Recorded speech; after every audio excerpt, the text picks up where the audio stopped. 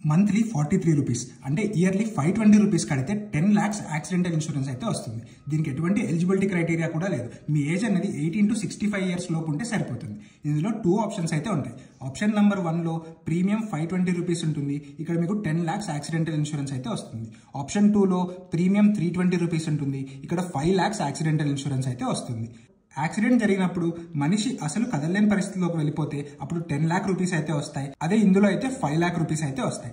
Accident జరిగి హాస్పిటల్లో ఉన్నప్పుడు ఫస్ట్ 2 days అయితే ఏముండదు. అండ్ 3rd day నుంచి 10th day వరకు పర్ డే 1000 రూపీస్ అయితే మనకు ఆప్షన్ 1లో వస్తుంది.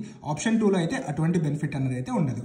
యాక్సిడెంట్ జరిగినప్పుడు హాస్పిటల్కి అంబులెన్స్ లో తీసుకువెళ్తారు కదా, దానికి 5000 రూపీస్ అయితే వస్తాయి. ఆప్షన్ 2లో కూడా 5000 రూపీస్ అయితే వస్తాయి.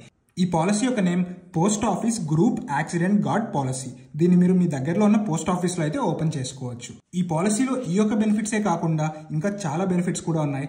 అవన్నీ మీరు మీ పోస్ట్ ఆఫీస్ లో ఆర్ గూగుల్లోకి వెళ్ళి post office group accident guard policy అని సెర్చ్ చేసి కూడా చూసుకోవచ్చు. మీకు ఒకవేళ టర్మ్ ఇన్సూరెన్స్ వస్తున్నట్లయితే అది కూడా తీసుకోవచ్చు. లేదు అంటే ఈ పాలసీ కూడా మీకైతే హెల్ప్ అవ్వచ్చు. ఇలాంటి మరెంతో ఇంట్రెస్టింగ్ ఫైనాన్స్ కంటెంట్ కోసం మన యు ఆన్ యువర్ ఫైనాన్స్ అయితే ఫాలో అవ్వండి.